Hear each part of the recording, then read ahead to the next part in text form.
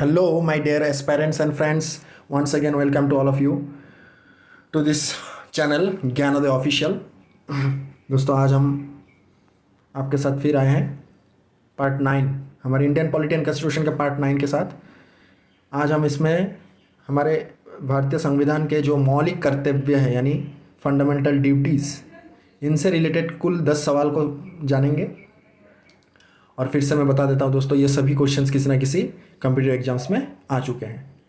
आगे बढ़ते हैं दोस्तों, तो बिना देरी करते ही चलिए शुरू करते हैं।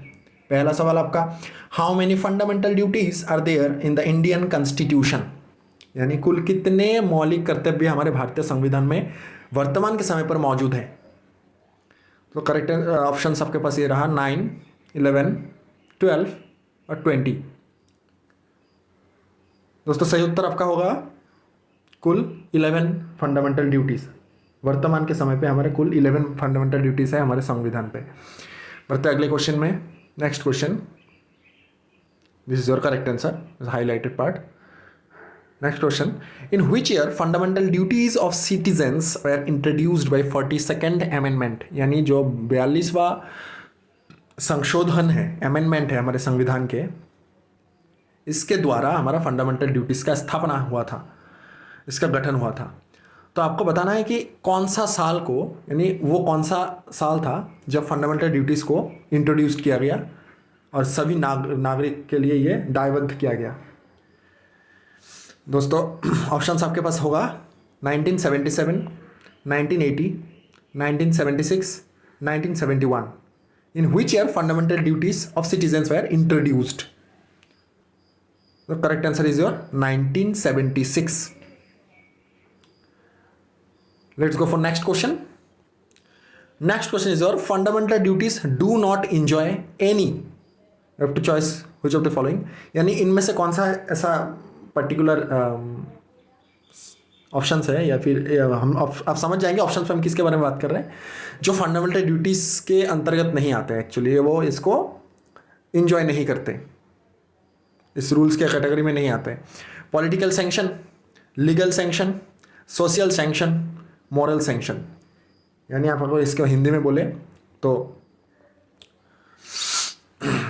राजनीतिक मंजूरी यानी पॉलिटिकल सैंक्शन, लीगल सैंक्शन यानी आपका जो कानूनी मंजूरी, सोशल सैंक्शन यानी सामाजिक मंजूरी, या फिर मॉरल सैंक्शन यानी नैतिक मंजूरी। आपको बताना है फंडामेंटल ड्यूटीज़ इनमें से किस चीज़ का भरपूर फायदा नहीं उठाते हैं। दोस्तों, सही उत्तर आपका होगा लीगल सैंक्शन, यानी कानूनी मंजूरी हमारे फंडामेंटल ड्यूटीज़ के फायदे के अनुसार नहीं आते हैं। बढ़ते अगले क्वेश्चन की तरफ, it do not enjoy this particular sanction. Let's go to next question. According to Indian constitution which of the following is not a fundamental duty. आपको बताना है, इनमें से 4 ऑप्शन होगा आपके पास स्क्रीन पे। आपको बताना इनमें से कौन सा ऐसा पर्टिकुलर लाइन है, स्टेंजा है, या फिर जो भी है, आपको बताना है कि ये फंडामेंटल ड्यूटी के अंतर्गत नहीं आता है। It is not a fundamental duty. बाकी तीनों आपका फंडामेंटल ड्यूटी ही होगा। ऑप्शन है to vote in public elections, to develop the scientific powers, to safeguard public property, to abide by the constitution and respect its ideals. कौन सा ऐसा option है, यानी आपका इनमें से दिए हुए कौन सा ऐसा नीति है जो हमारे मौलिक कर्तव्य के अंदर नहीं आते हैं। तो सही उत्तर आपका होगा to vote in public elections. This is your correct answer. Okay, this not a fundamental duty.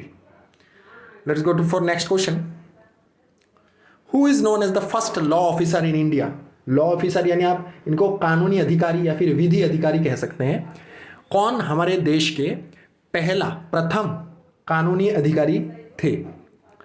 Chief justice of India थे, नहीं अभी भी हैं, आपको बताना है। Chief justice of India, attorney general of India, solicitor general of India या law minister of India.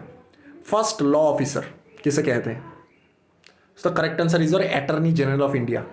This is also known as the first law officer of India, कानूनी अधिकारी।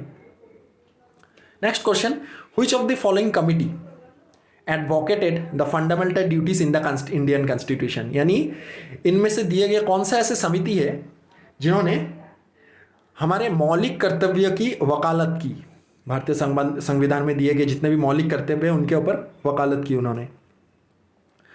ऑप्शंस आपके पास, वर्मा कमेटी यानी वर्मा समिति, सरकारिया कमेटी यानी सरकारिया समिति, वलंत्रय मेहता कमेटी यानी वलंत्रय मेहता समिति, या फिर स्वर्ण सिंह कमेटी या फिर स्वर्ण सिंह समिति, है ना। आपको बताना है दोस्तों, फंडामेंटल राइट्स के ऊपर उन्होंने वकालत की। सही उत्तर आपका होगा स्वर्ण सिंह कमेटी। दोस्तों आपको बता दो, ये एक ऐसा कमेटी है जिसका मूल अध्यक्ष खुद स्वर्ण सिंह थे, उनका पूरा नाम था सरदार स्वर्ण सिंह। और इस पर्टिकुलर कमेटी में कुल 12 सदस्य थे और इन्होंने एक्चुअली इनका काम ये था कि ये फंडामेंटल ड्यूटीज़ के सुझाव देते थे कि कौन कौन फंडामेंटल ड्यूटीज़ के अंतर्गत आना चाहिए, कौन कौन सा मौलिक अधिकार जनता के अकॉर्डिंग यानी हमारे देश के नागरिक के अकॉर्डिंग नागरिक के लिए कौन सा मौलिक कर्तव्य होना चाहिए जिसको किसी भी हालत में उसको बहिष्कार नहीं कर सकते। और इनमें से एक और मेरे अनुसार ऐसा लगता है कि पेरेंट्स को यानी हमारे माता पिता का सम्मान करना ये भी एक मौलिक अधिकार के अंतर्गत आना चाहिए। खैर इसे फंडामेंटल ड्यूटीज़ के अंतर्गत नहीं लाया गया अब तक। आपका क्या राय है, आप कमेंट में बता सकते हैं दोस्तों। तो स्वर्ण सिंह समिति में कुल 12 सदस्य थे और इनका काम ही था कि हमारे फंडामेंटल ड्यूटीज़ का सुझाव देना कि क्या इनके ऊपर सिफारिश करना एक्चुअली। और एक्चुअली ये कुल आपके अंदर ये सवाल आ सकता है कि तो इन्होंने क्या कंप्लीट फंडामेंटल ड्यूटीज़ का ही लिखा जोखा इन्होंने किया, यानी पूरा सुझाव इन्होंने दिया? जी नहीं। कुल अभी फ़िलहाल के लिए हम पहला सवाल में जैसे आप सभी पढ़ चुके हैं, हम कर चुके हैं कि पहला अभी फ़िलहाल के समय में कुल हमारा कितना है 11 फंडामेंटल ड्यूटीज़ है हमारे संविधान पे। इनमें से सिर्फ पहला 8 जो है हमारा जो फंडामेंटल ड्यूटीज़ है उनका सुझाव इन स्वर्ण सिंह समिति ने दिया था, बाकी बाद में जोड़ा गया है। बढ़ते नेक्स्ट क्वेश्चन की तरफ। Your next question is your, which of the following constitutional amendment act was passed to provide compulsory education to children between 6 and 14 years, यानी 6 साल से लेकर 14 साल तक की जो शिक्षा है इसे कंपल्सरी किया गया। इसे अब जो समझ सकते हैं इसको फंडामेंटल किया गया, इसको मतलब इन बच्चों को शिक्षा होना ही चाहिए, देना ही चाहिए इनको। तो ये हमारे कौन सा सांवैधानिक संशोधन अधिनियम के तहत इस पर्टिकुलर रूल को ड्यूटी को पास किया गया? आपको बताना है कि 6 साल से 14 साल के बच्चों को शिक्षा प्राप्त होना ही चाहिए किसी भी हालत पर। ऑप्शंस आपके पास 42nd amendment, 82nd amendment, 83rd amendment, 86th amendment या 84th amendment. Compulsory education from 6 to 14 years children, कौन से अमेंडमेंट के तहत? दोस्तों correct answer is your 86th amendment. बढ़ते नेक्स्ट क्वेश्चन की तरफ।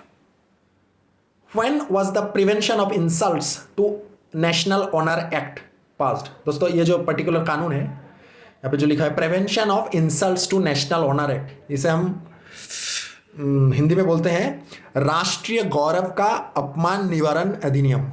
यानी राष्ट्रीय गौरव के प्रति अगर कोई अपमान करे तो उनका विरोध किया जाएगा बहुत सख्त तरीके से। इस कानून को, इस अधिनियम को कब पास किया गया था सरकार के द्वारा? 1976, 1972, 1974, 1971। दोस्तों एक्ट को फिर से एक बार बता दूं, prevention of insults to national honour act.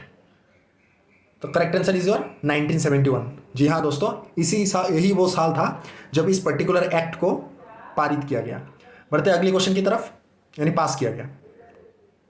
Next question is your, the constitution of India, भारतीय संविधान, adopted fundamental duties from the constitution of which nation?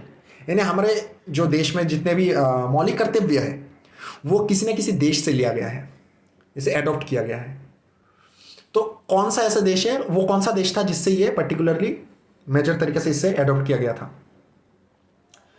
Options आपके पास, अमेरिका, जापान, रशिया, ब्रिटेन। आपको क्या लगता है दोस्तों? सही उत्तर आपका होगा रशिया।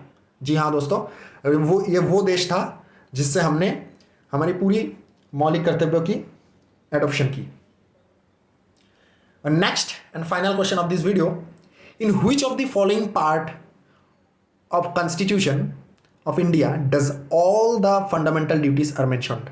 यानी समझ पा रहे हैं आप, हमारे भारतीय संविधान के कौन सा भागों में कुल सभी यानी कुल फंडामेंटल ड्यूटीज का जिक्र किया गया है, उनमें लिखा गया है, कौन सा भाग में ये लिखा हुआ है। तो ऑप्शन से क्या, part 6, part 4, part 4A, part 3, कौन सा पार्ट होगा दोस्तों? आपका अंतिम सवाल है इस वीडियो का। तो सही उत्तर आपका होगा पार्ट 4A। यानी दोस्तों हमारे भारतीय संविधान के इस पर्टिकुलर भाग में कुल जितने भी मौलिक कर्तव्य है हमारे देश के हर एक नागरिक को जो मानना, हर हालत में मानना है, उस पर्टिकुलर फंडामेंटल ड्यूटीज का जिक्र किया गया इस पर्टिकुलर पार्ट पे। तो दोस्तों इसी के साथ आज का वीडियो हमारा यही अंत हुआ। मिलते हैं अगले और वीडियो को लेकर। इसी तरह हमारा कॉन्स्टिट्यूशन का जारी और लंबा चलेगा दोस्तों।